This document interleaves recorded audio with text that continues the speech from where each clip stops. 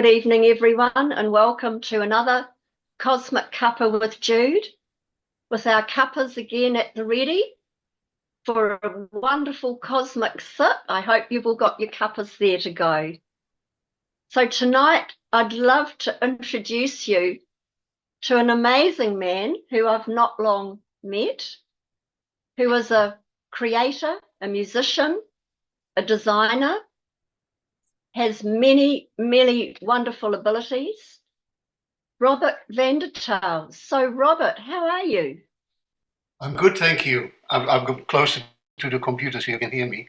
I'm really good, thank you. I had a problem with the heater with my fireplace, which fixed tomorrow. So I'm sitting here with a A hot hottie. water bottle. Good on Yeah. you. And I got an electric heater there, but I had it on last year for 3 weeks, and I'll never do that again because it cost me $400. So I won't Oh, do that that's again. far too much. Well, I as long as know. you're toasty warm with your hot water bottle, you can't go wrong, Robert. Yeah, I'm That's fine. wonderful. I'm fine. Yeah, thank you. Yeah. So, I would love to read out Robert's bio. I was born in Holland, he says, and moved to New Zealand in 1990 after graduating from the School of Homeopathy. I started practicing homeopathy in Auckland and taught in different naturopathic and homeopathic schools at the time. In 1995, I developed the 3-year course of Classical Homeopathy for the Hamilton Polytechnic. New Zealand ignited my passion for exploring the medicinal properties of plants. And since 1993, I involved many of my students and workshops participants in this research.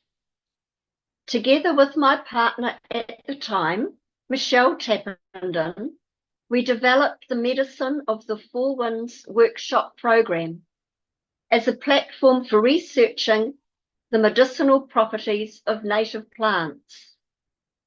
We used small-scale homeopathics, provings, and shamanic techniques in our research. My deepening connection with nature opened me to my creativity. I created many photographic designs and music compositions. Meantime, during this transformative process, I created courses, taking many people into the bush to help them connect deeply to nature. In these courses and workshops, nature serves as a mirror for healing, facilitating, and expanding awareness of her multi-dimensional aspects. Robert has written several self-published books about his experiences with nature. The Sacred Web book and cards, The Rainbow Essences of Aotearoa, Homotherapy and Quest for the Lost Gift. Together with Michelle Tappenden, he created the music CD Songs of the Four Winds. So I'm really excited for tonight, Robert. I think we're going to open a lot of doors and take a peek. But first of all, Thank I you. would love to ask you, as I often ask my beautiful guests, what was life like for you as a child? What was your environment like? And what stands out to you at those times? As a child, you mean small child? Yes. I remember to the age of 5. I don't remember ever having my mother or father around.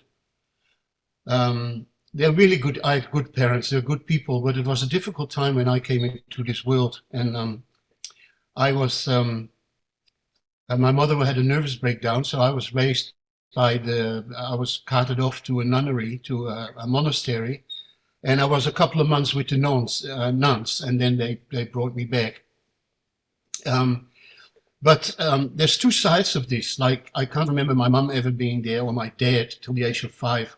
If I look at myself, I see myself on the street, and I was always walking away. I was always in the bush. I was always in the forest. The police brought me back several times. I can also remember that I took plants out of people's gardens and put them in our garden, and that was not appreciated either. And the police came again, and they expected a 16-year-old, but it was just a 4-year-old little boy. So on the other hand, I probably missed a lot of parental guidance in the first 5 years. But I was told by a Mayan astrologer that it actually suited me, that I needed that space just to explore and be free. So there's often two sides to these things. And I think I moved to New Zealand later in life, and probably all that detachment that I experienced then made it easier for me to leave everything behind and to move with my wife then to New Zealand, who was a Kiwi from Dutch descent. Yeah, so my teenage years, well, they were turbulent. I was in Holland and with my mates, and I had long hair, I had Afghan coat, I had iron boots, jeans, and smoked a lot of, from the age 15 to 18, I smoked a lot of herbal brews. And then totally the opposite. From the age of 18, I was initiated in meditation at the age of 15, transcendental meditation. But it was a real struggle for me to follow the path, but I always wanted to do that. And I started at the age of 18, 19. I came out of all of that and I started teaching yoga in Amsterdam, in Rotterdam. And I was very disciplined in my yoga from the age. I had a lot of trauma during my teenage years. I don't think it will take up too much time. But I lived very reclusive. From the age of 18 to 28, I basically lived as a monk. I taught yoga. I did my meditation regularly, 2 hours a day. I did kirtan and my yoga, my physical yoga as well. And then I fell in love with homeopathy. I read a book about homeopathic medicines. And I loved the way how each medicine described the whole person. And that really appealed to me. There was each picture, each homeopathic medicine had an emotional, mental, and physical.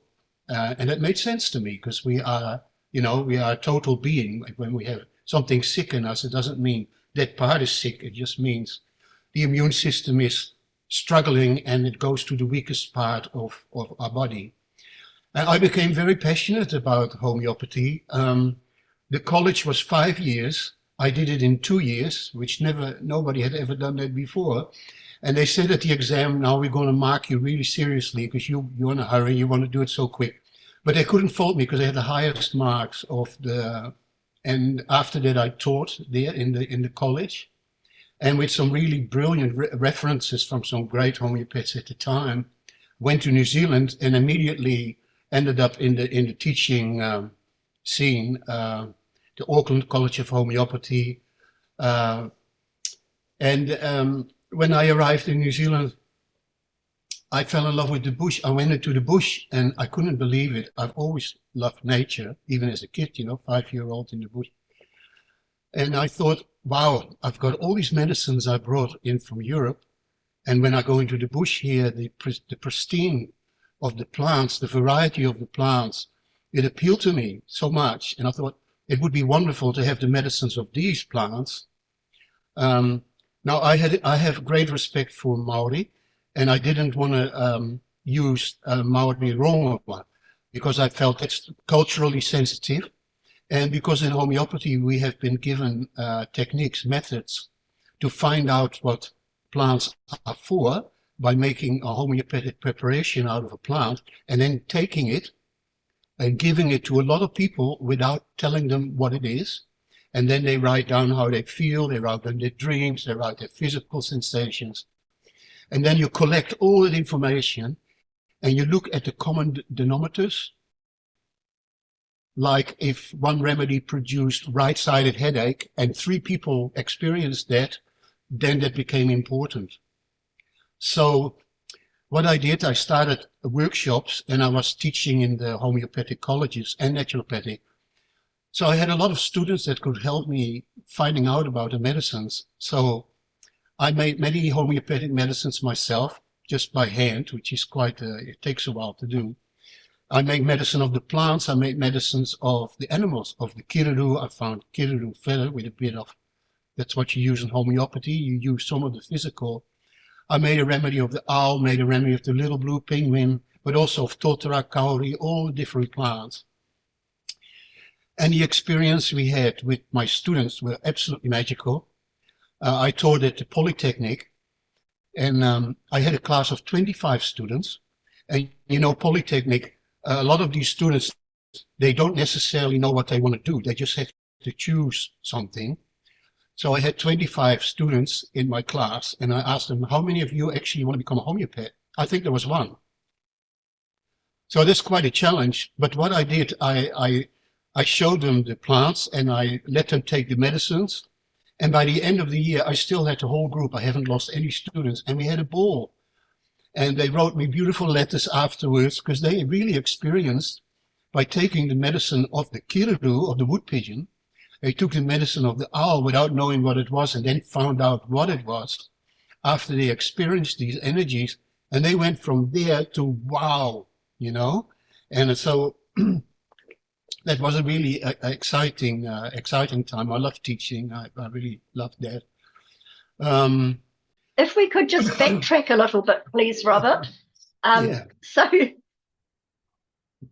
your childhood was quite different from a lot of other children's childhood experiences, and you Yeah. felt that you had time out of the norm, if you like, being in a monastery or a nunnery and then spending time out in nature. So it's like your love for plants started as a little boy, really, didn't it?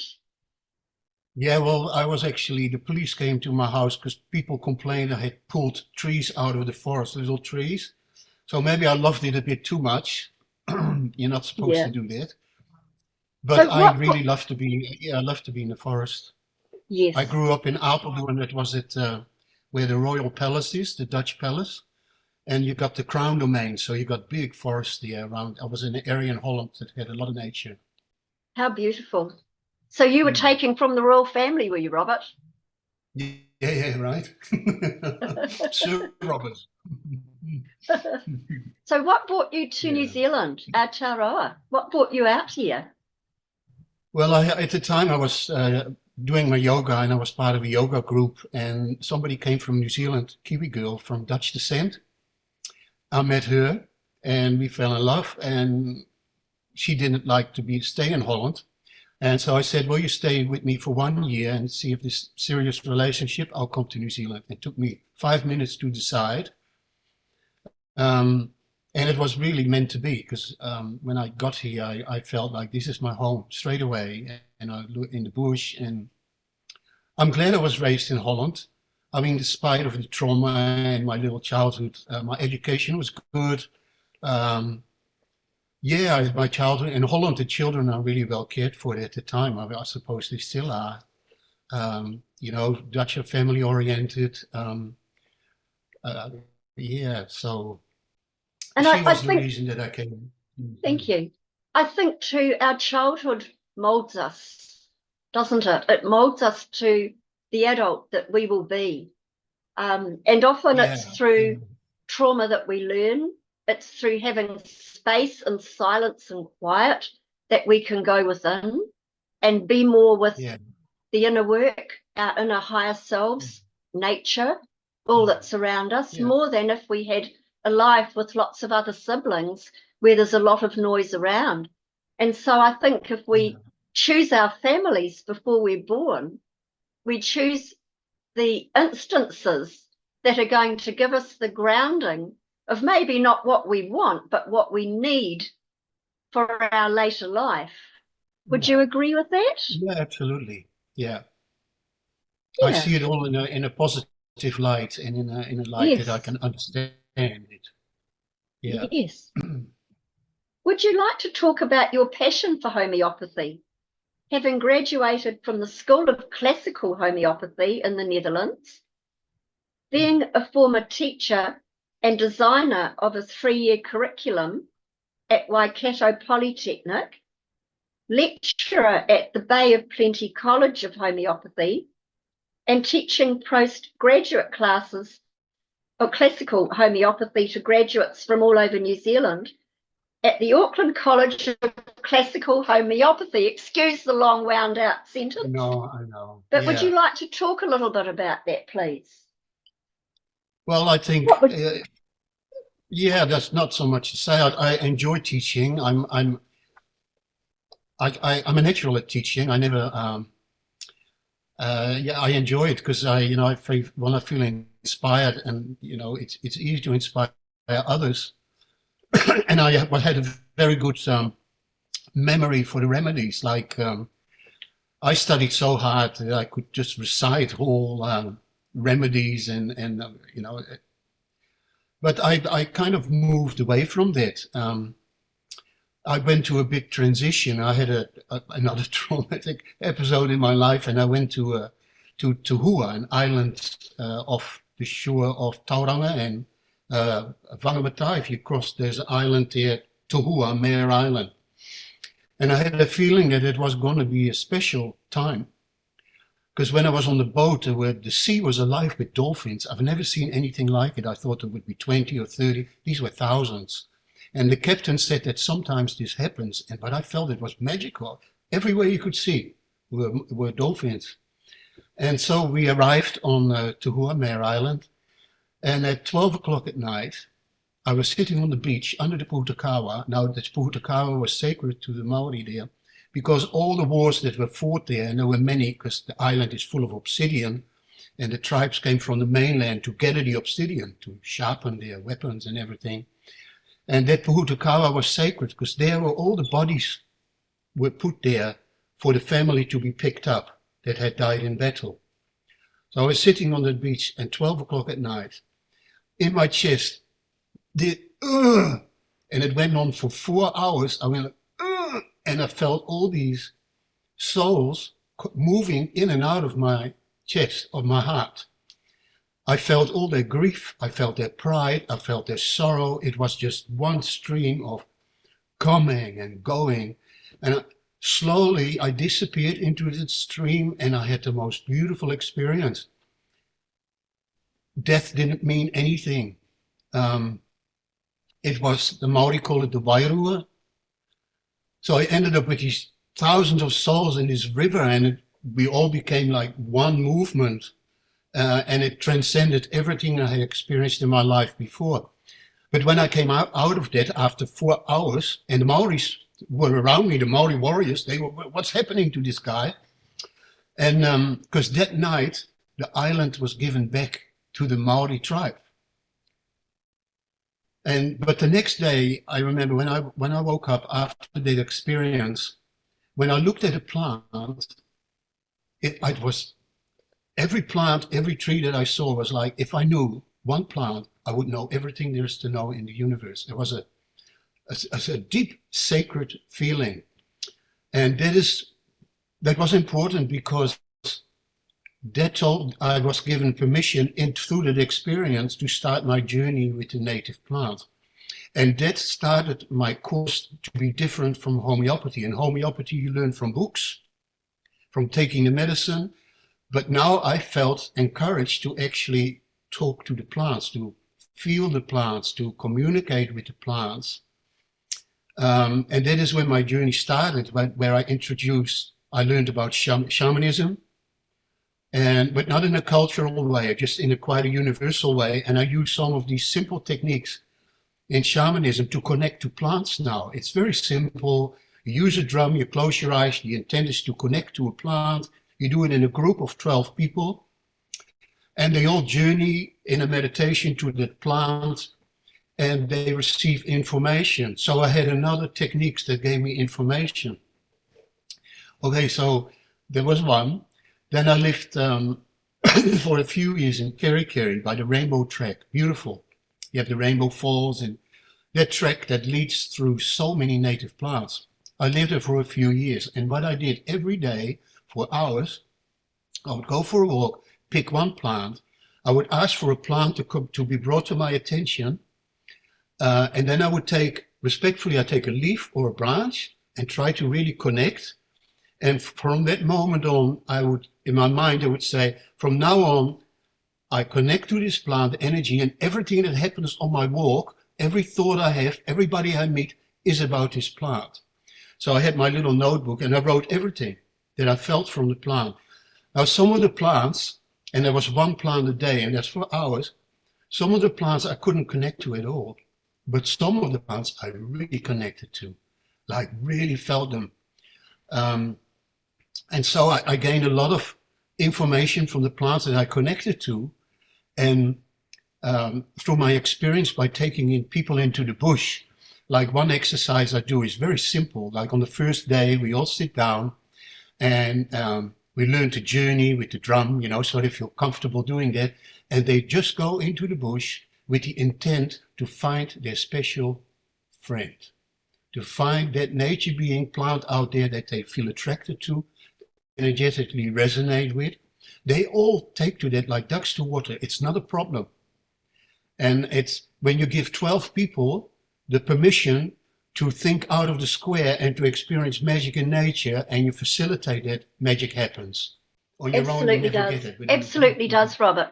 And, this is what happens in Indigenous culture. This has been known for centuries, and you're bringing it alive in today's world, which is wonderful, because to learn true healing, it's knowing what the plants or the flora or the fauna that you have before you, what it holds and what it can do. And that's powerful. And I imagine you've seen some powerful healings with these techniques as well. Yeah, I had really out of this world experience, especially doing also the provings. But to finish what I was saying, the plants that I didn't connect to, I wait till in my course there was a person that chose that plant as their special friend, and I would learn from them. And I collected all the information, and I took hundreds of people into the bush. And when 2 or 3 people had the same experience with a plant, that's when I highlighted it. So that was very exciting. I loved doing that. It was beautiful. And I encourage anybody who watches this to do this simple thing, that when you go into your garden or you go into nature, ask for a plant to be brought to your attention and sit with it, observe it, and just write down the feelings and how you feel, and blah, blah. And once you have a rapport with a plant, once the door is open, and for everybody that's different, that can be different for everybody. So I use lots of techniques in my courses. Then you're in, then you get information, you write it down, and it's very exciting. Now, magical experiences, for example, I made a remedy of the kiruru, the wood pigeon. And I gave that to a group, maybe 8 or 10 people, maybe a bit larger. And they all I said, do you want to try this medicine and experience it and write down how you feel, your dreams, everything? And they agreed, so I gave it all to them without telling them what it was. We went outside, had our lunch, eating. In flew the kiruru right in the middle of our circle, on the ground. They don't do that normally. It sat on the ground, looked at all of us, and sat there for a couple of minutes, just very close, just meters away, in the middle of us. And then it gently flew away. Now, I knew that we had taken the medicine of the kiruru, and because when I think about it, when you take a medicine, you become part of that energy. So I wouldn't be surprised if that kiruru was looking at 8 kirurus instead of people. I might to open the door for my cat. I don't have a cat door here. I'm only temporarily here, so I might have to open that. And another experience I had with the owl feather, I made an owl medicine from the ruru, and I gave it to a small group of 5 or 6 people, graduates from a homeopathic college with 4-year students, which is good. They sort of had a lot of knowledge. And they all took the medicine of the owl without knowing what it was. In broad daylight, I walk out of the whare, out of the room, while they all had taken it. Now I knew it was owl, because I made it. In front of me, in broad daylight, when I opened the door, were 2 owls sitting 2 meters away. One flew towards me and touched me with the wing on my forehead, like, poof. And I had the chills going up and down my spine. If you love, when you see an owl, and most people have a kind of reverence. I have that too. I have a deep respect for that animal somehow. So that was very, very, very special. And I had several of these magical experiences by myself too in that time. I think nature Yeah. comes to the fore and synchronizes with what is happening. And they're wonderful signposts and way showers of where we're at. I've held a European eagle owl, and it was majestic. The Wow. look of that owl and the softness of the feathers was amazing, and the look is only an owl can give. I've also had signs with birds and ducks, particularly, which is part of my father's signs for me. And I think nature really interacts with us in ways that are magical, Robert, aren't they? Yeah, nature, the way I see it, is a mirror for us. It's a mirror. Definitely. So you studied shamanic techniques at the New Zealand Academy of Shamanic Studies. Would you care to share some of your insights from these teachings and understandings, and how that has allowed you to deepen your knowledge of the natural world, which we know heals synchronistically with all living things? Well, I already explained shamanism added another dimension of research for me. And shamanism also honors that nature is multidimensional. Now, I didn't follow a cultural path, because if you follow a cultural path, there's always restrictions. And I wanted to use very simple techniques that were never going to be a problem, were never going to be a cultural sensitivity. So I used these shamanic techniques, very simple, with intent, and it works really beautifully, because most of us, nobody ever had a problem to do these journeys. And with Kiwis, the people I took in the forest, they were all like old crones. They were just awakened to an old wisdom they already had. And when I take people into the forest, I'm not a teacher like in the class. I'm a listener. I'm just facilitating it and let these people connect to their own wisdom. And I really respect that. To research nature and to feel nature is something that I feel is collectively done to keep ego out of the equation. And also, we all have different experiences with nature, so we need to share these experiences to really find what is essential about a plant, what is essential. For example, I like things to have confirmed, like when I connected to a plant called Mingi Mingi, which we have a picture of later, I felt that this plant was that was on the rainbow track. I chose that plant one day. I felt it was for bad dreams and nightmares, and very good for children with night terrors, nightmares. And so I thought, but you always doubt, is this true? Or am I just imagining it? So maybe a couple of months later, one of the ladies in my course, she had a girl that was prone to night terrors. So after doing the course, she took the little girl, 8-year-old, into the bush and asked her what plant she would pick for her nightmares. And guess what she picked? Mingi Mingi, the same plant. Wow. Yeah, exactly the same. So then I feel like, that I'll remember that. Yes. Yeah. That's wonderful. There are two questions I have, Robert. The first one is, when you are not attracted to a particular plant or you don't get anything from it, does it mean that it has nothing to give or tell you for your healing or your knowing? Yeah, probably it doesn't resonate. Maybe some people can do that with every plant. I can't. I have to trust the plants that I can relate to, that I have a personal connection to some plants, and I find that also in a lot of the people I take into the bush, they have certain plants that they choose. And I think if you look at shamanic traditions, that's probably how people work with the medicine. That not everybody was taught the same medicine, but different people have different medicine. Some might get the medicine of the birds, of the ferns, of the mosses. I mean, when you get to know the plants, out of the orchids, for example, orchids are beautiful, they have beautiful energy.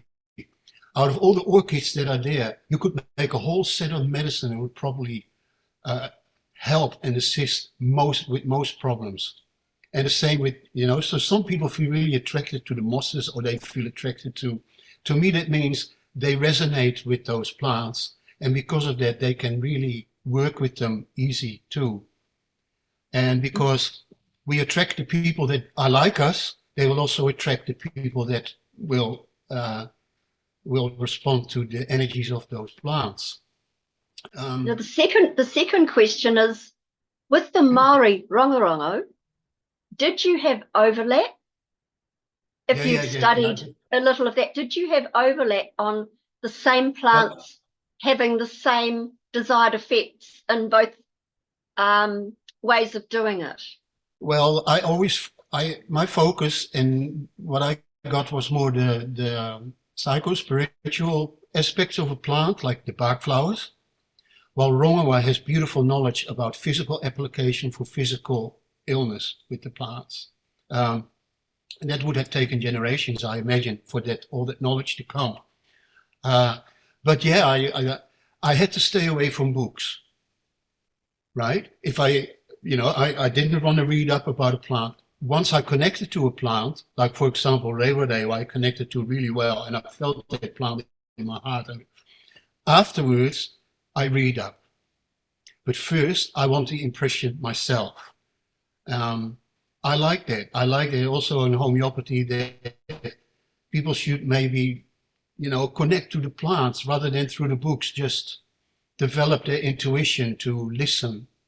And it's beautiful healing, self-healing, to connect to nature. If you love nature, it offers such a mirror of healing. And if you use your intent, like, for example, one thing we did, I live in Northland. There's the kauri forest. We're not allowed to go in it at the moment, only certain parts.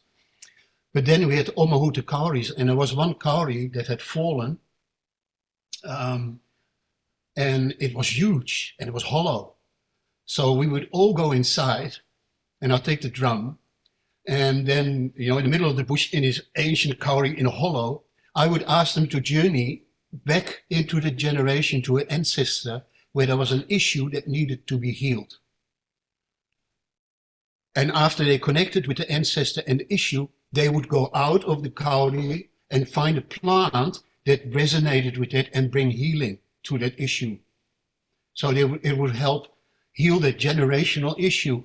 And the results we had, it was so deep, like people crying, and there was abuse, and there was all sorts of things.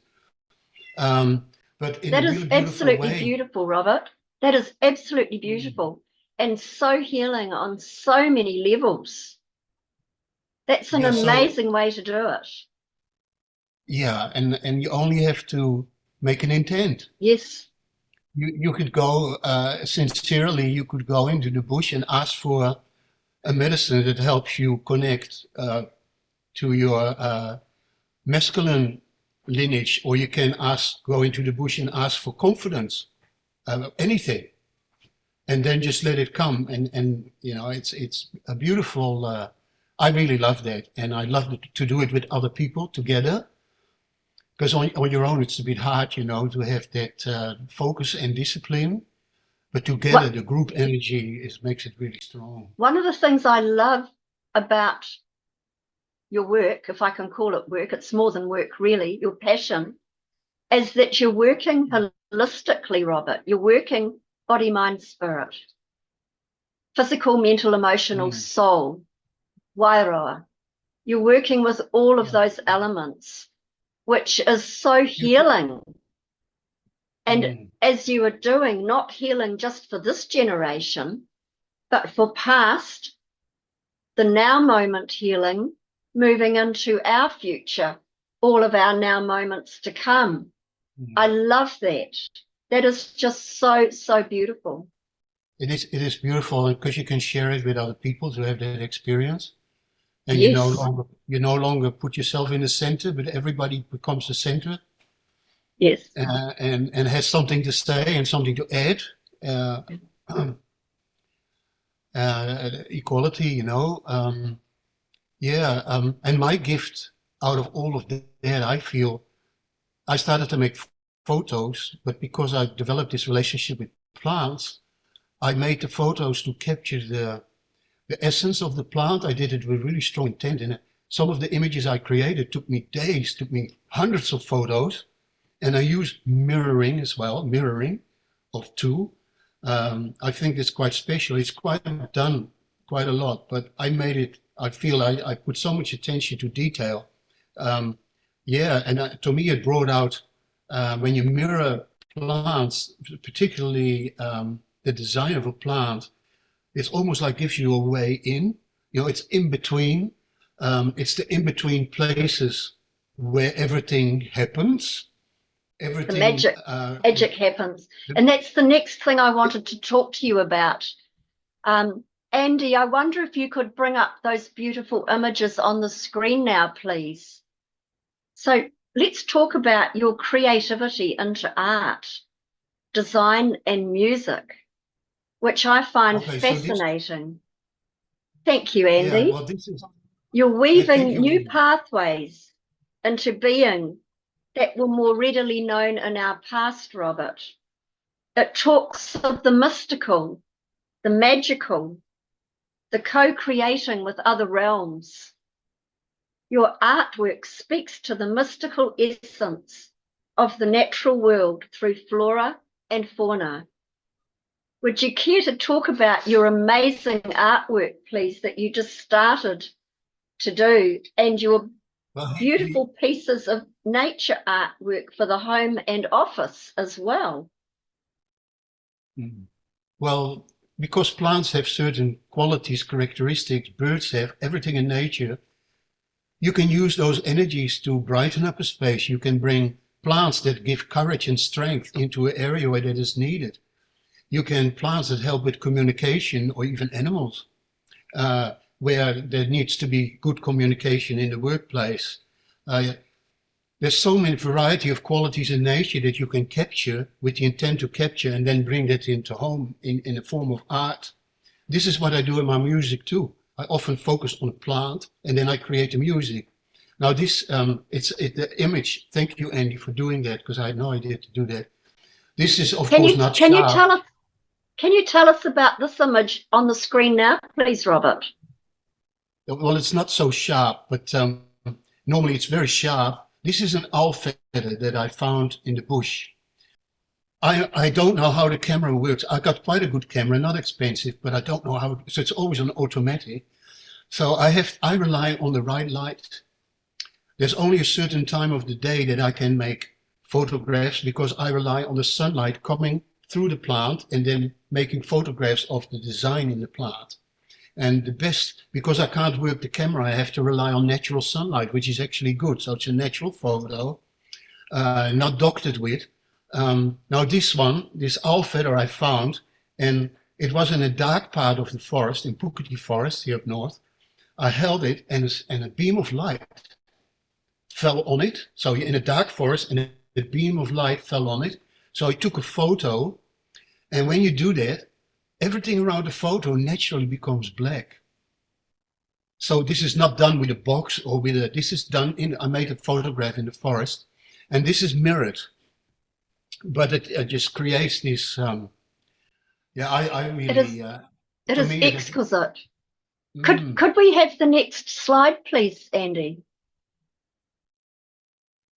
That is a collection of images. Here you see the owl feather, and then there are 7 owl feathers here. It was quite, I've used it quite a bit in my artwork. I created a triangle, and then I put another triangle, and I did it 7 times. I don't know why I did it, but I did it, and it became a complete circle of 7 triangles. So all I needed to do is put the image in it, and you get a 7-pointed star. And that's what I did with the owl feather, so you can see. And the 7-pointed star, I mean, it's used a lot in movies and films, but to me it is quite significant. To me, there's a whole other story to this, because I helped to bring about The Wisdom of the Four Winds, written by Barry Brailsford. I did all the research for that.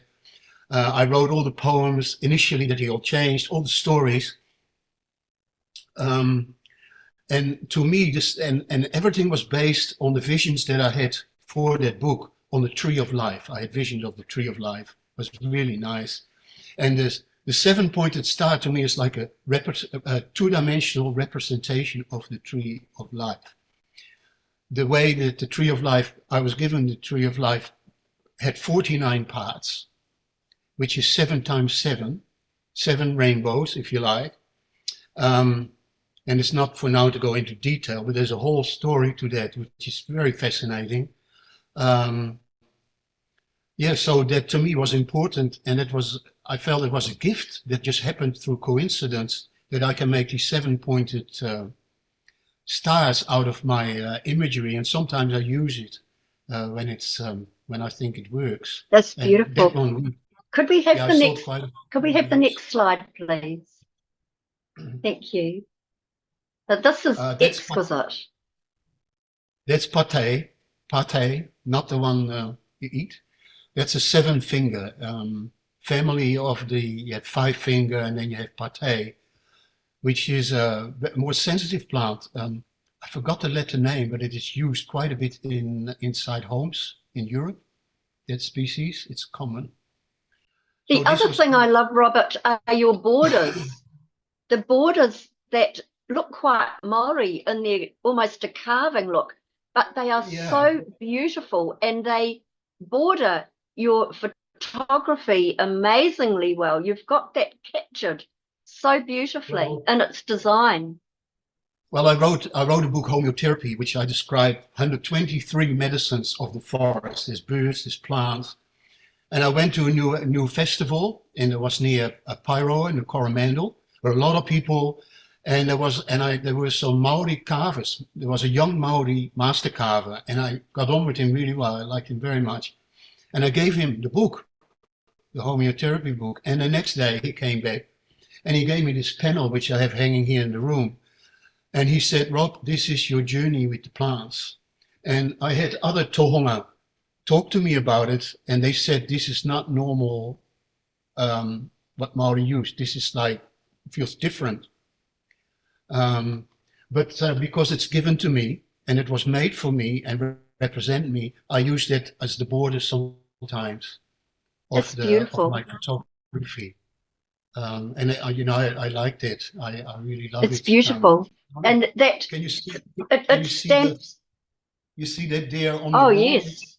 That's the panel that he carved. Wow. Yeah, so that makes it implicitly yours. So it's putting your stamp, your energy, your frequency of your journey into your beautiful photography designs as well, which is cool because it's adding to the bigger picture of all it is. I absolutely love that. Could we have the next slide, please? I love a lot about Maori culture, so to have that as part of me, it is. Yes. Oh yeah, this is a combination of 3 plants. These greens are stunning, Robert. Yeah, well, it's nature. I mean, here, when you go into the bush, there's such a variety of green. There's a sea of green, and they're all different plants. Very different from Europe, where you have pine forest, you have beech forest, here everything grows together. Yes. But here, I like to put things together to create a certain ambience. And these are 3 plants. On the left is puriri, and I don't like photographs of flowers for me. And it's good because the native plants are insect pollinated, most of them, and they have very small flowers. But I like with my photography to make photos of the design, but made it look like a painting rather than a photo. So I like it to leave a bit more to the imagination. So it's not like a photo that brings you right, but I like the image to create a kind of feeling when you look at it and you can see different things. Now, and so this is puriri, which is a feminine plant. It's a nurturing plant. It has berries all year round. The kiriru loves it. It's a beautiful tree, puriri. So here's the feminine, the puriri. Then in the middle is sunlight coming through the harakiki. And I put the symbol of the four winds in the background. You can see it sort of spilling through. And then on the right, this is karaka, which karaka is in Maori means green. And it is an evergreen plant with big green leaves. And what I've received from that plant is very good for self-reliance, freedom from fear. You know, there's so much stuff happening in the world and people get affected by it. Well, karaka is such a strong, self-reliant tree. It gives that energy of feeling protected, of being safe. That's really interesting you say that, Robert, because when I look at that image, I see the sword of St. Michael, like the protector, strong strength with the light. And I imagine people see all sorts of things that are pertinent to them when they even look at your beautiful photography. Yeah, they're very powerful. Some of these, most of these photos of these images took hundreds of photos. Wow. Yeah, I really needed to have the clarity in the photo and also the right light to show the design, to show the, you know, the design in the leaves. I love the leaves. I love the design in the leaves. That's very clever. Very, very clever. Yes. Could we have the next slide, please, Andy? Well, here I have mirrored a bit more. This is hangi hangi. Hangi hangi, and it says integration. Yeah, hangi hangi is a very common plant. The common name, some call it New Zealand privet because it's so, you see it everywhere. And often because you see it everywhere and it's just a little leafy plant, doesn't mean anything medicinal. It can be a great healer, these little plants. And this one has a beautiful attribute of, you know, we all have shadow side, we have dark side. And this plant provides peace, a feeling of peace. When I remember I had something terrible happening. I lost my whole book of 300 pages. And I think I'd lost it. And I thought, oh no. And then I had a stick of the hangi hangi and I held it. And within seconds, this whole went away.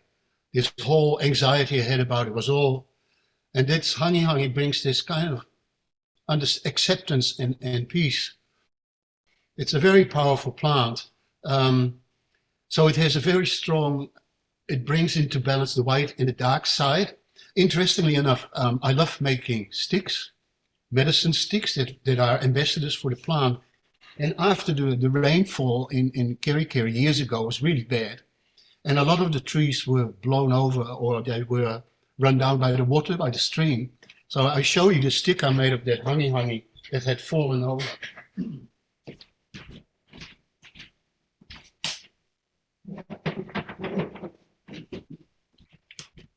So I made a lot of these sticks and some went to Maori healers, to tohunga, and some I actually sold for quite a bit of money, but most of them I gave away. But this is the stick of the hangi hangi. Now when you see that, the beauty of that, you see that half is light and the other half is dark. Yes. Like that. And that is very significant of the plant, a balancing aspect. So I thought, how beautiful that I find these. And it's a little tree, and this was just blown over. It was by the water, and look at it. It's just, it looks awesome. That's beautiful. Anyway, that's hangi hangi. And that image that was shown, to me, can bring that energy into the room to people that need it. And it's very simple. It's what you're attracted to in the art that you need. Can we have the next image, please? Come on. Yeah, this is my neighbor, good friend. He brought me this dragonfly dead. And I mirrored I made a picture of the wings, and uh, I love dragonflies. I've had a strong connection with dragonfly as a child. Uh, the book that spoke to me most was a Dutch book about a young boy and a dragonfly. He was a famous writer in Holland, and I've written myself a book about a boy and a dragonfly as well, where the dragonfly is the mediator between the plant kingdom and the human kingdom. So the dragonfly shows the boy into the bush and acquaintance him with the tui, with all the different birds, with the plants. And I wrote it as a children's book to help children connect to nature. Yeah. That's So beautiful. this dragonfly, that's in That's a Maori. beautiful, beautiful, beautiful piece. Could It's we have lovely. the next slide, please, Andy? That's Mingy Mingy. This one I absolutely love. I adore this. I absolutely adore it. And I know you spoke about this, but could you speak about this again so people can relate this picture to the story? This is Mingy Mingy. So this is the plant I talked about. I call it Dream Guardian. That is helpful. That plant is helpful for bad dreams. So this is a very good image to put in the children's room. I know in the clinic, in the doctor's clinic, where I go to see the doctor sometimes, they have it hanging as well in one of their rooms. They bought it as a big canvas, and it's probably one of the most popular. Yeah, people generally really love that image. I attracted to it. Yeah. It is absolutely beautiful. Thank you. Even visually, these plants can do a lot of healing even just by looking at that, I would imagine, Robert. That's the whole idea. Because you have the frequency coming from it, don't you? The whole idea is to create it and always keep in mind when you do the photo, when you put it all together, to capture the plant. It's intent, the intent you have. Yes. Yeah, Mingy Mingy. Thank you, Andy. Are there any more, or is that the last one? Oh no, we've got two more here.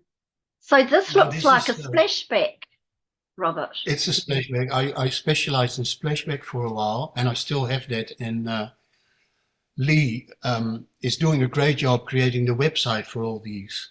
So fantastic. Yeah, and this was specifically designed for that house. This is glass art. This must have cost 8 to 10 grand for them to get that printed on glass. And this was a design because the lady loved Buddhas. You see the little Buddha there? Now these are the leaves. These textures. If you had them close, these are the Bodhi leaves. These are from the Bodhi tree, which is the tree that Buddha got enlightenment under. Yes. Yeah, and How I wonderful. always wanted a Bodhi tree. I always wanted a Bodhi tree because they have beautiful heart-shaped leaves, skeleton leaves. Yes. So I went to the nursery, and lo and behold, he had one there, a bow tree, and he said, "Oh, I can sell you this one." And he said, "Well, a Buddhist monk brought this as a seed from the original tree where Buddha sat to New Zealand." And so these photos are made from the leaves of a descendant of that. Wow. So she loved that. So it complements the whole Buddha they had in the house, and it is it's probably one of the best photo art I did was with the Bodhi tree. I love that tree. It's so photographic. That's amazing and so symbolic. Yeah, yeah. Yes, please, Andy. The next one, please. I think this is the last one we have here. Thank you. Oh yeah, here you see the kitchen. It's another view of it. They moved house. They couldn't take it with them, so Oh. She rang me a couple of months ago to make her a new one. So I did a new one again of the Bodhi trees. Wonderful. Thank you, Andy. We'll go back to full screen now, please. Thank you. That Thanks, is Andy. fascinating. I absolutely love your artwork. Thank you. But I love that what you're doing is so holistic, Robert. It's not just a picture. It's not just a herb or a plant. It's not just a visit into a forest to sit there and contemplate your navel. It's so much more. It is so holistic and so beautiful on all levels. And in a way, it's refinding who we truly are as human beings, isn't it? It's finding out what makes us tick on more levels than just the physical, because as we know, there's so many more parts to us. Well, I think, you know, the story is Mother Nature is our parent. We evolved physically, at least physically, we evolved through the plant kingdom, through the animal kingdom. So we have all the genealogy of the plants and the animals in us. So when we go into the bush, we have so much collected. We collected so much in the evolution as a human being. We got all these different nature beings in us, the animals, the plants, but we not always are able to connect with it in their perfect blueprint. And that we find in nature. In nature, to me, nature is the anchor place for everything that is spiritual. Everything that is spiritual needs to have a physical anchor. And that to me is Mother Nature. So what we are and whatever is in the universe is also in nature. It's no different. I think there will come a time when they go so deep into the cell that they see there is a structure in the cell that you will find everywhere and everything.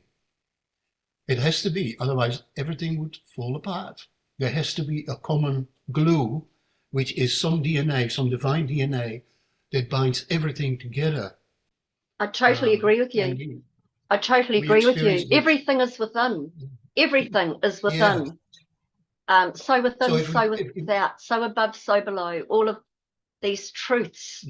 There is so much that we are learning as to who and what we are and what we are becoming, which is so beautiful. And it's people like yourself that are leading the way in this field particularly.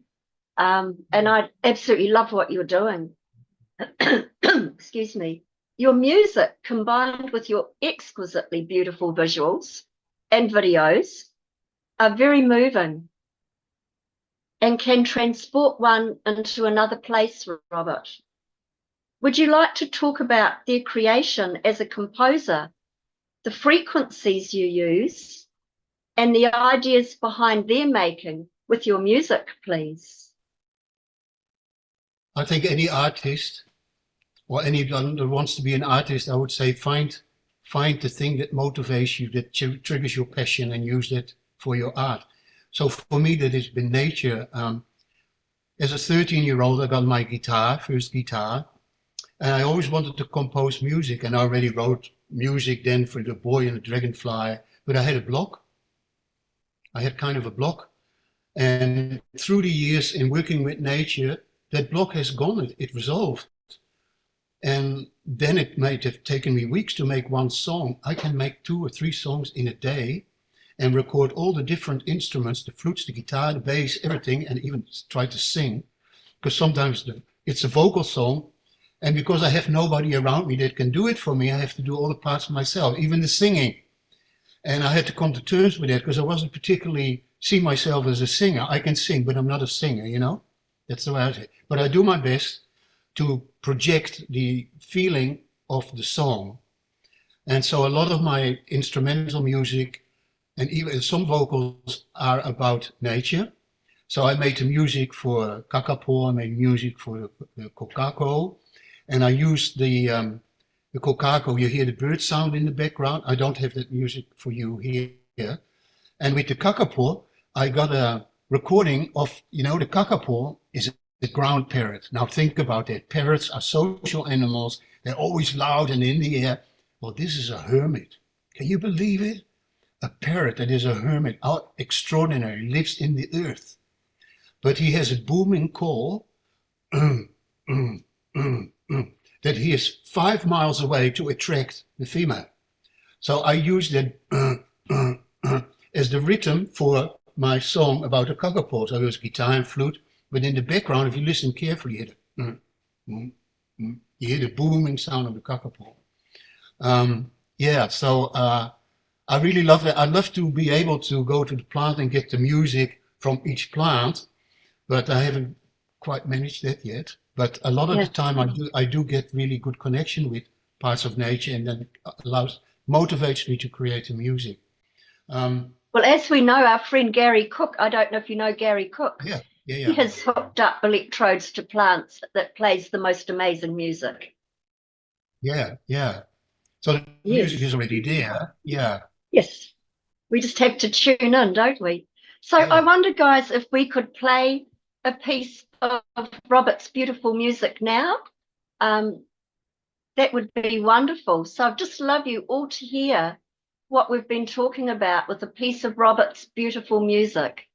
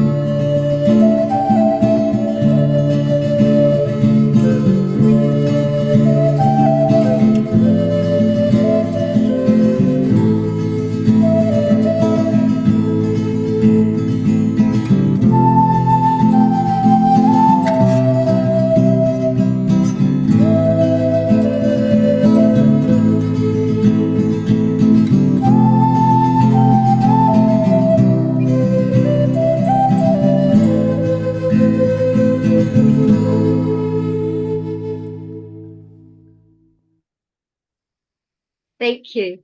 That Thank was you. exquisite as well. Thank you, Robert. The tone was so pure, and I Well, love the flute. What sort of flute were you playing? well, this is that was part of the how this story, the song came about. The song is called Natawahini, and sometimes I call it Lament for the Fallen Cowrie. There were two cowries that had fallen. They were old, they were ancient, and they had fallen. So whenever I hear this music, it makes me sad. Um, but so I went into the bush there and I collected some of the burr wood from that cowrie and sent it to a great flute crafter in near Wellington. And he made his flute out of the burr. So it's exquisite. You know, see the pattern of it is really beautiful. The burr is very Wow. hard. And he wanted, so this is kauri, and then he wanted, and this is swamp kauri, so 40,000-year-old wood on the end. Now he wanted to put Remu on it, but it broke all the time. So he had, in the end, he used an old piece of boxwood. Now this is Japanese boxwood, is 600 years old. It might be as old as the tree. These two might have been growing together while we were still, alive. But so when I get it, the wood of this tree, I made the song to honor the tree. And I'm not allowed to go in here anymore because of the kauri virus, but I know I could go in there and do it quite safely, but one day I really love to go there and play that song to the flute. It is still, but I can't at the moment. But that is the story of Natoehini. Natoehini is the name of the kauri of the flute, and Natoehini means sister. So it's a kauri called sister. And the kauri, the other fallen kauri, is Tanifa kauri. And so I also collected the wood from the Tanifa kauri and had a drone made out of it, and I had a turquoise dragonfly Oh, put in it wow. Beautiful. as a decoration. But this is a drone, so they are quite, look at that. They take a bit to play.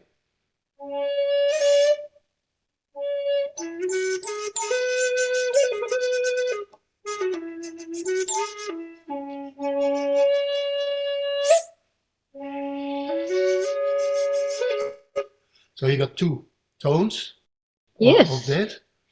But this is made of kauri as well. You see the beautiful kauri grain. Wow. Nice. And yeah, I love Beautiful. the flutes, because to me they give a voice to the tree, the flutes. Absolutely.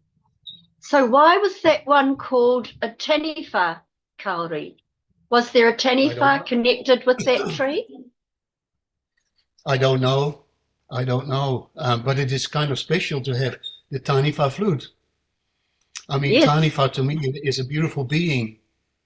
For Maori, it will probably mean something else. Like when I live here temporarily. This is an old building, but my neighbor let me use it very cheaply while my other place is built.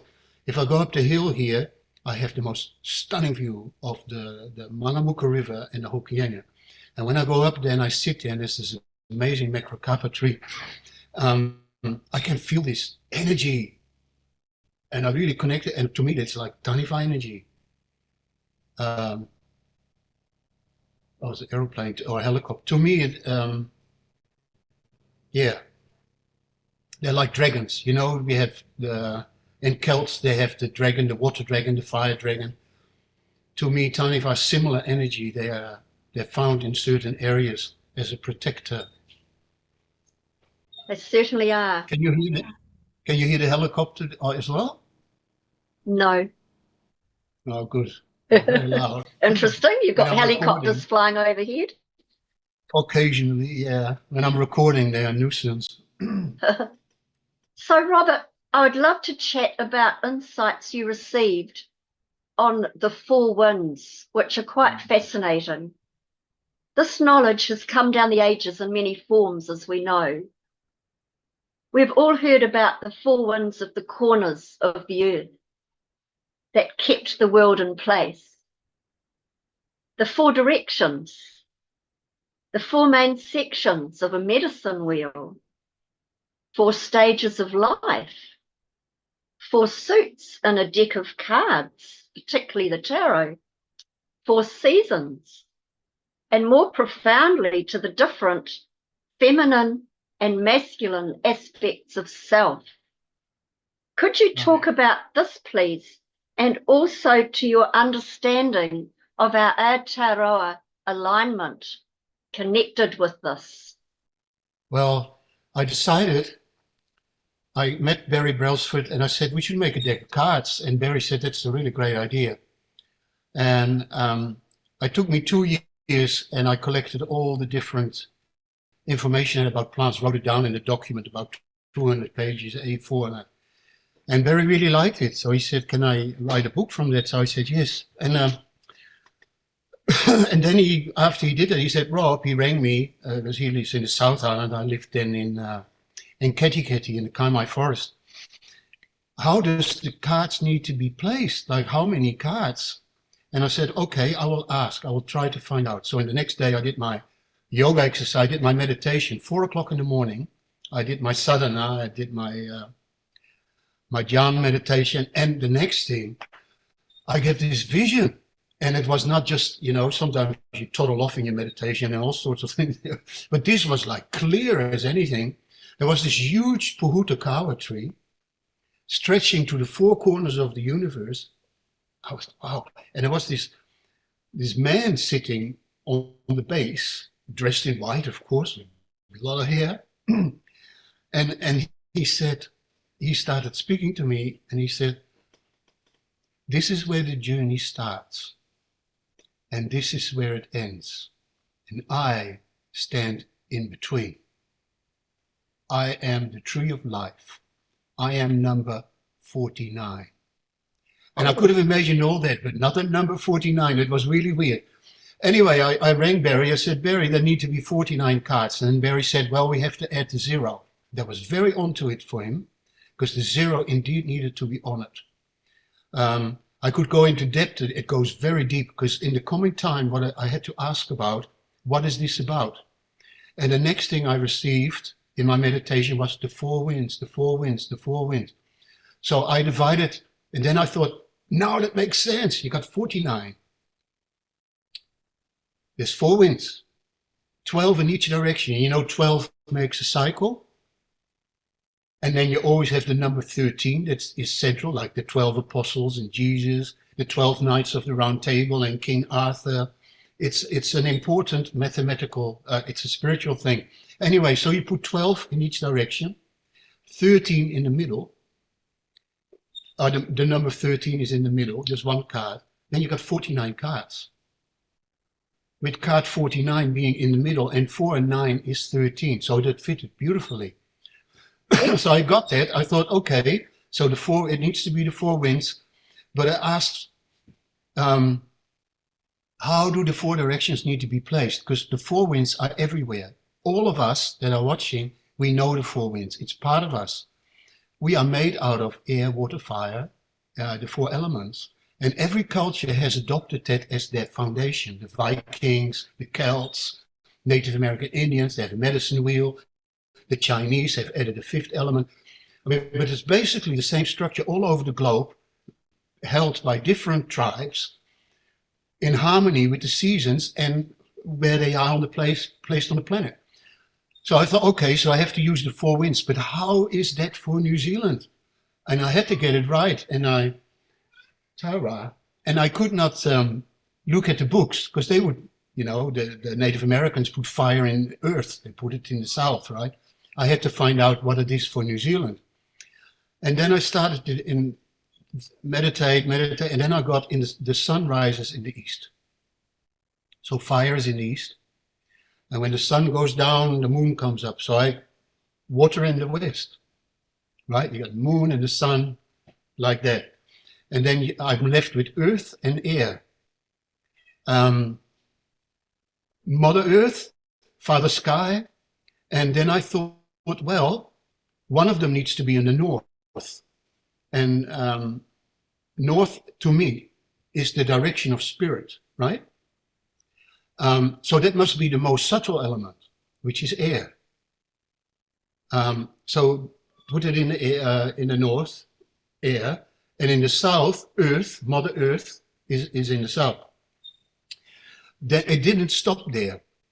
Then I got archetypes for each of these 4. Now, this is very pertaining to Aotearoa, New Zealand, because I have this confirmed in Marais with 49 pillar. Marae in Bennydale, the Miringa Kaka has 49 pillars. Same thing. And Maoridom has confirmed it to me that when they enter in the east and the west and everything fits. But I got 4 archetypes for each direction.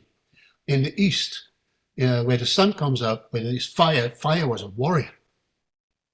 Fire was a warrior protector. So in the east, we have the protector energy. Opposite, in the west, is the water. And I got given a seeress, a female, a seeress, you know, somebody that is very detached and sees everything. And then in the south, the earth, I got a mother and child as a healer. And in the north, I got a sage. Now, I realized that these are different aspects of the masculine and the feminine. And, if you have the 4 winds, you have the cross like that, and you have one like that. Well, this is the human line, and this is the divine path, if you like, between Papatu, Nuku, and Rangi, father.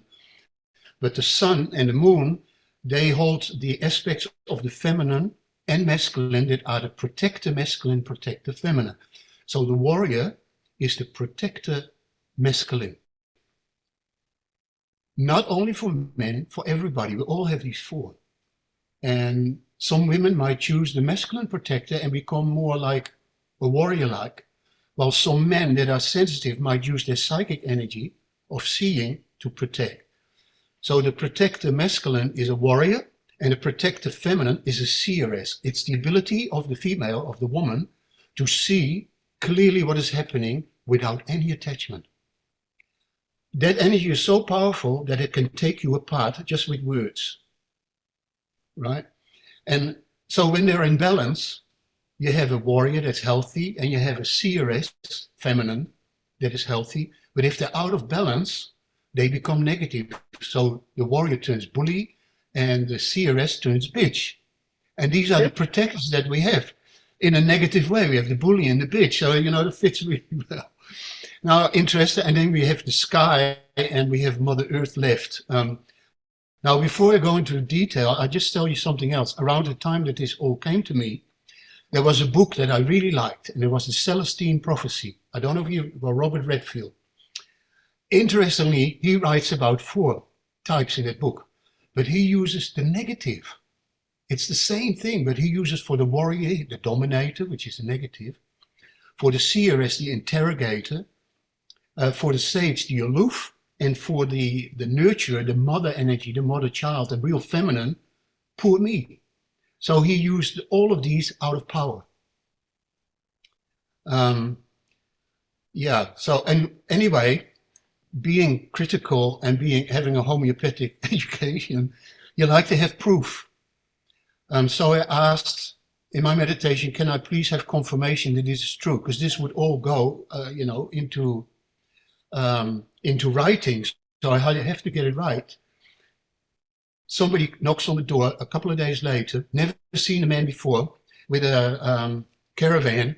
His name was Mandrava, strange name too. He knocked on the door, said, I don't know who you are.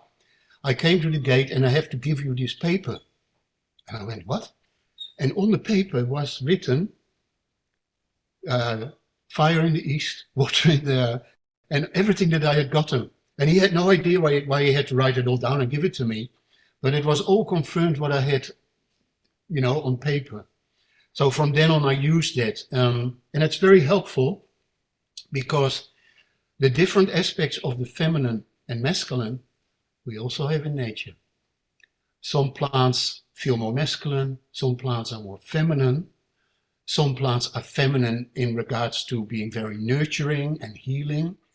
Other plants of the feminine are very clear sight, give us almost clairvoyance, give us clear sight. So the 4 winds that I use that foundation in my research for the plants, and I still talk about it also in my workshops, because to me it's important to realize that we all have 2 feminine, 2 masculine, and with all this gender stuff going on, we have each of these aspects. And we don't, in my opinion, we don't need to change gender in order for us to manifest these qualities. But I guess we need to be more accepting of how people want to express themselves. I don't have a problem with a feminine man or a masculine woman, or you know what I mean. I think I'm quite a feminine guy, Yeah. So yeah. Anyway, that was really important because if you create something, you need a foundation. You need to bring it back to the whole, to the Absolutely whole. do, Robert. I think that's so important. It's to be as whole as we can, to bring in as much of who we are that we can, to bring in more awareness, understanding, knowing, seeing, feeling, hearing. This is part of bringing in more of our DNA, our awakening, our psychic abilities, all of this coming online, to use a modern term, to be more who we truly are and to be more connected to everything.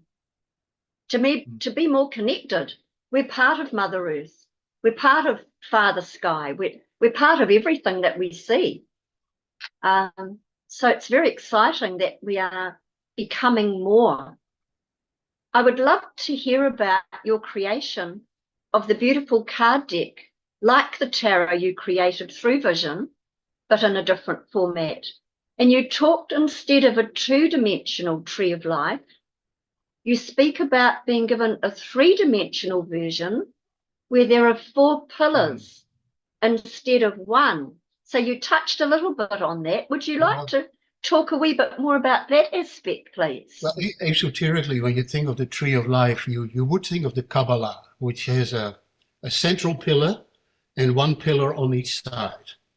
Now, in the vision that I received, there were not 2, but became 3-dimensional and became 4. The 4 winds, 4 pillars that hold the tree of life into place. So you got they hold that into place.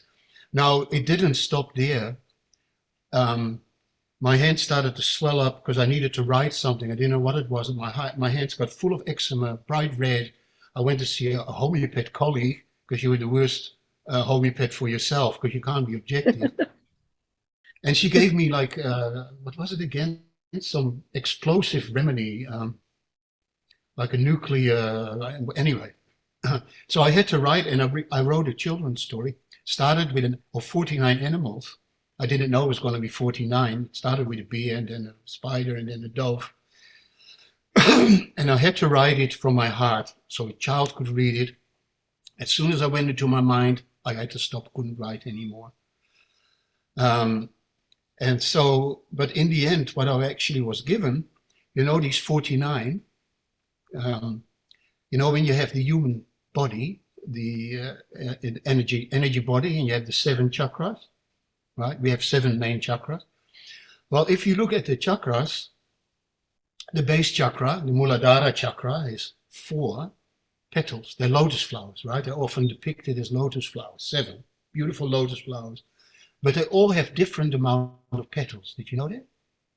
The first chakra is 4. The second one is 6. Svadhisthana is 6. Manipura is 10. And Anahata is 12. Vishuddha is 16. And these 2. Total 50.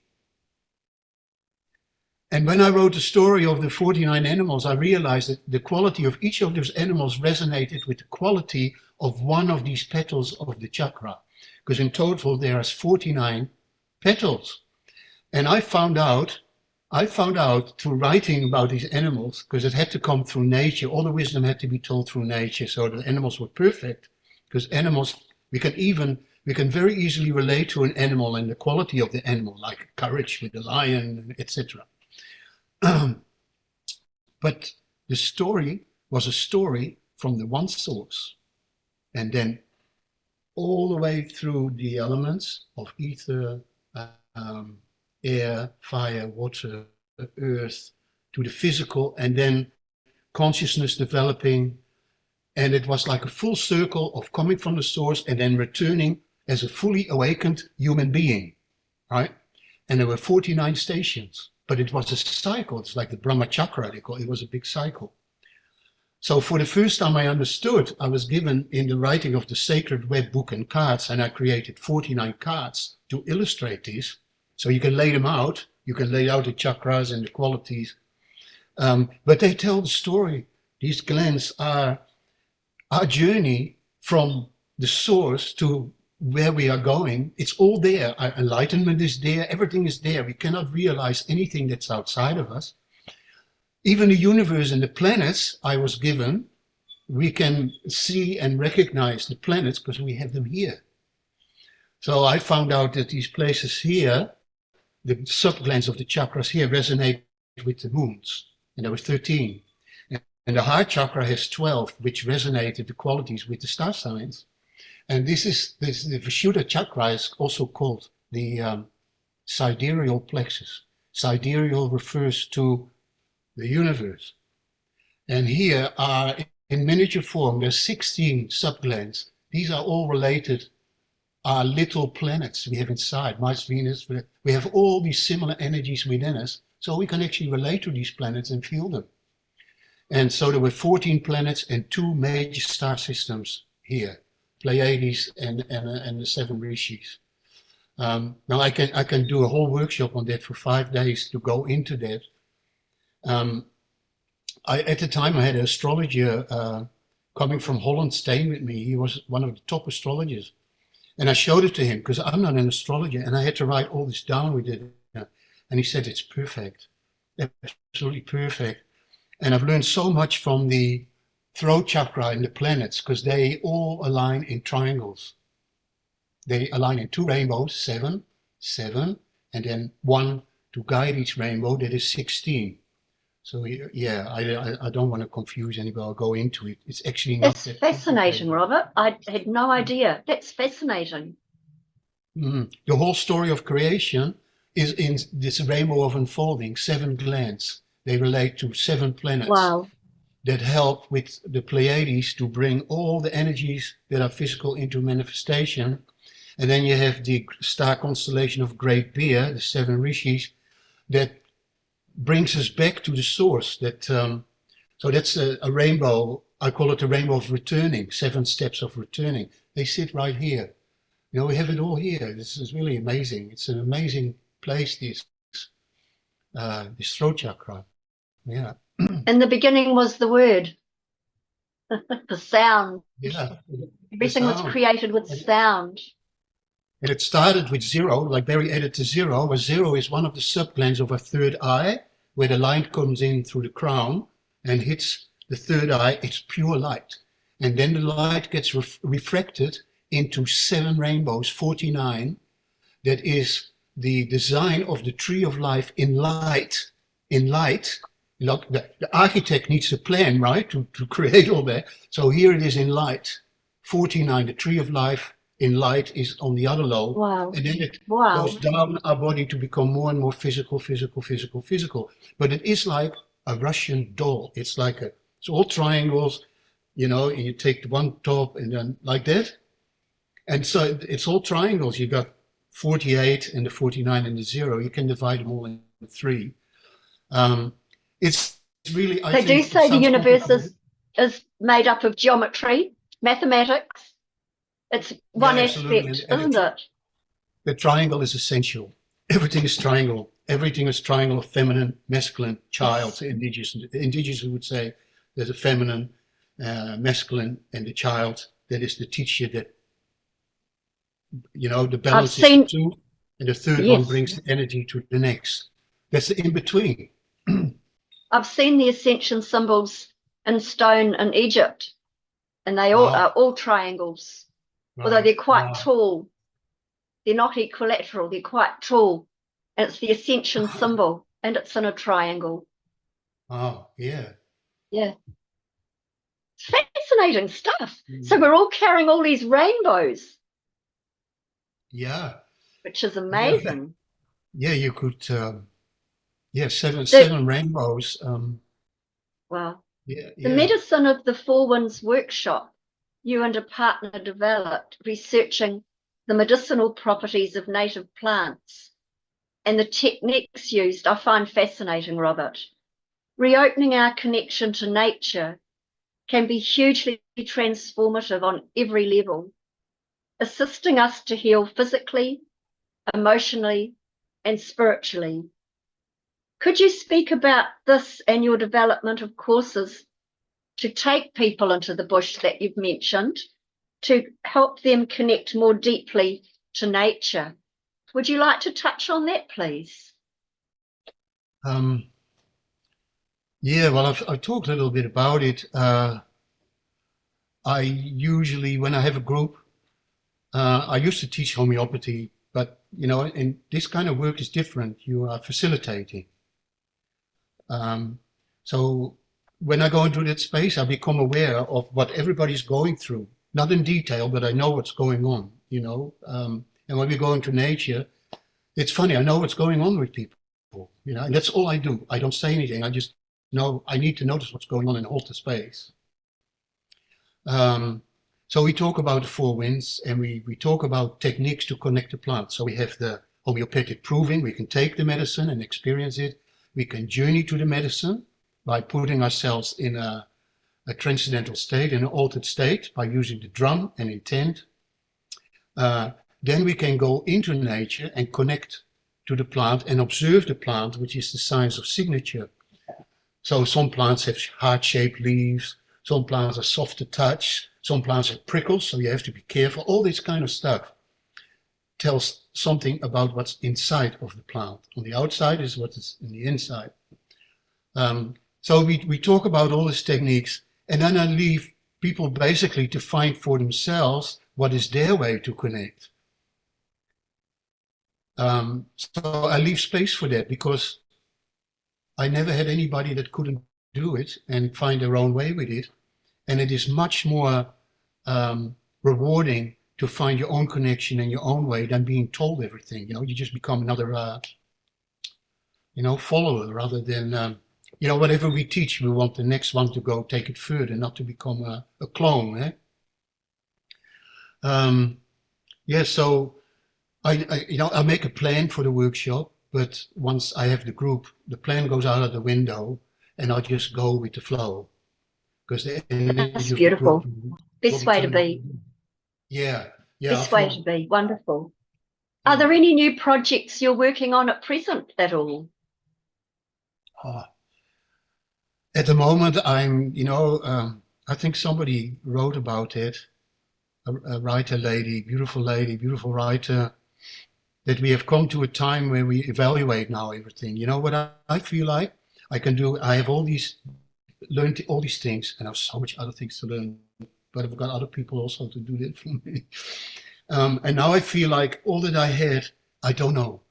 I just, like a deck of cards, I have to go like, and just see where they land. Right? And that is how I feel. I don't know. I will go where I'm called to. Like tomorrow, I meet a lady from Ayurveda Center, lovely lady. And I might do some work with the fasting retreat there. Well, if they're fasting, they're going to the forest, connect to nature. It's beautiful. It's so empowering as an addition to their fasting and cleansing. Yeah, so I do, but I'm not pushing too hard at the moment. Yeah, I do my art, but I do after that COVID thing happened for me, was very hard because I had a market stall and I was playing music and I was basically not able to do that anymore. And I got quite disappointed with humanity. Yeah, and I was saying my whole life is about service, of creating something that is benefit to others. I'm a Virgo, I mean, don't know, but I'm always had it, that my life is about service. And when COVID happened, I think, why do I bother? I know it's negative, but I thought, why am I helping people when they all do this? Something that doesn't sit right with me. And it really affected me badly. I think I got quite depressed and basically withdrew for 4 or 5 years, just by the bush in a house, a beautiful house that I lived in by myself. And to keep myself sane and in a good flow, I composed music. I get up 4 o'clock in the morning, 5 o'clock in the morning, and meditate and ask for, because it would just help me, because it wasn't, it was a difficult time. And then a song would come, music would come, and I end up, sometimes high as a kite. It was just beautiful energy flowing, and I tried to do it to my best of my ability. And I've got now a YouTube channel with 500 people, members. It's all free, and over 400 videos with music composition. So I made over 400 compositions in the last 5 years. But that was all I did. I would get up in the morning, and by the end of the day, I had the song ready. I went into nature to make some videos, and I edited to it. And there's some wonderful tools you have in my computer. You put it all together, and then put it on YouTube. And at the end of the day, I felt at least I've done something. That's beautiful, Robert. We are going to have to wind up very shortly. Yeah, it's But 12 past 9. can you please tell our audience what you offer and where people can find you, please? Well, I've got a website that is inspired my, and then one of these horizontal lines in the middle, my, inspiredbynature.com. My Yes. hyphen inspiredbynature.com has all my workshops, my art, my music. There's 3, 4, 5 hours of music I put on there, which you can listen to uninterrupted by ads. And it's all into instrumental with vocals. Some people don't like the vocals, so they can do that. And Lee Ross is working on the shop for the website with all my art, all my prints. And so maybe you can get back to people that are interested and tell them. I think she called it now Nature's Whispers. Nature's Whispers. Beautiful. Thank you so much, Andy. Are you happy to take a question or two before we close? Yeah, absolutely. Yeah. Thank you. So has anyone got a question for our lovely guest, Robert, this evening? If you do, please raise your hand. Hi, Robert. Hey, hello. What wonderful work you do. I haven't really got a question, but you do some beautiful work, working with nature and you're in naturopathy. Fabulous work. And I wish you were closer and I'd come and see what you're up to. But I live down South Island, which is a long way away. Well, where Just are keep you up. in the South Island? Timaru. Are you Timaru? Yes. Yeah. But yes, beautiful work, everything. Your music, your art, Thank your you. your naturopathy or homeopathy, whatever it is. Yes, beautiful. Yeah, I was thinking the And same, I can't call it homeopathy, so I called it homeotherapy in the end. Anyway, Yeah. sorry. okay. I love that. And what a lovely experience to go into the forest where the karri trees had fallen. Mm, Yes, absolutely beautiful. They do have what they call karri trees in Australia, in Western Australia, and yeah. a beautiful forest there that we visited when we lived over there. But then they're not really like ours; they're quite different. But they do call them karri trees as well. Do they grow to the same They age? probably are sorry. Do they grow like I know the Australian kauri, they grow faster. So I wonder Yes, yes. if they go to that age like the slow growing kauris. I wouldn't know that. I think How they've big had do they some get? Have you very, seen them very really old big? ones. Right. Mm, They have had some very old ones, but they've been felled, so but they're just very strong and straight. mm. And the sailors many years ago used to have them for their masts. But Well, they often we end made up a being remedy of hollow. Sorry? right, right. We made a remedy of the They often gum when we made a homeopathic remedy of the kauri gum, and we gave it to people to take without them knowing what it was. Some of them started experiencing what happened around the tree in the past. Anyway, I thought it was kind of interesting That's the fascinating. trees. I mean, the Maori say that there's a connection to the whale and the kauri, right? In the legend, the whale exchanged skin with the kauri. So you got the record keeper of the bush and the record keeper of the sea. But from what I learned from the provings, the kauri, all trees are record keepers. In their memory, they have everything that happened around the tree becomes part of the energy of the tree. So if you take the medicine of the tree, you can actually be catapulted if you're sensitive enough to something that happened around that tree. I thought that was interesting. very. That's fascinating. Yeah. Mm. So, Robert, do you have any final words for us before we go? I want to thank Andy because I wouldn't have. That was a big help. So thank you very much, Andy, for doing that. Yeah, thank you, bro. That was awesome. And I feel very privileged to talk to you all. I know you all are wisdom keepers. You are here and part of this because of your being right there in these big changes that the planet and that we are going through. So I feel very privileged to have your attention and your listening. Thank you very much. I really appreciate it. Especially Judith, thank you. And Lee Ross that actually invited me initially. Thank you very much. And all of you, now I can see your face. Hi there. Thank you all very much for being patient and listening. Thank you too. God bless you, and thank you so much for Namaste. everything Hey, that you are, everything that you do. Rose, do you have a final word for Robert? If we make it not too long, please go for it. Yes, a question. Your cards that you do they have pictures of trees or plants or what's on the? Well, we had 1,000 cards printed, and I think they're all gone. So I can't get hold. This is my last deck.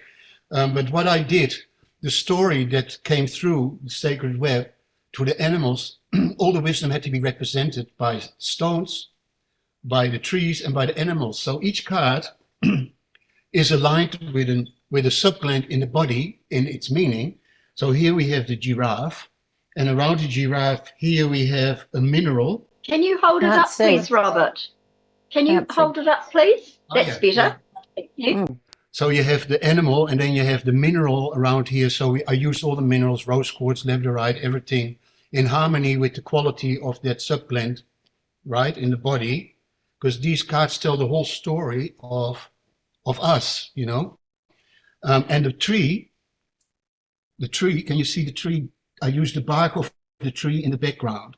So each card has a tree, a mineral, and an animal. They all have that.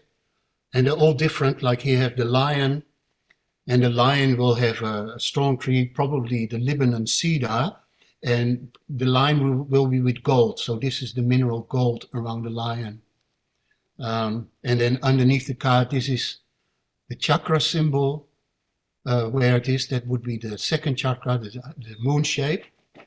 Yeah, so they all have, there's the black swan, and they all have a tree and a mineral. And in total, there were 144 different medicines in total in the cards, which I thought was an interesting number, 144, 12 times 12.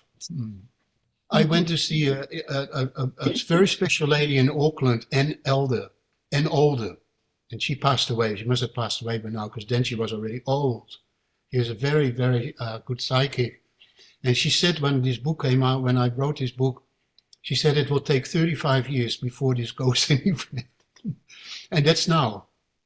Thank you, Robert. I want to thank you so much for a very inspired evening.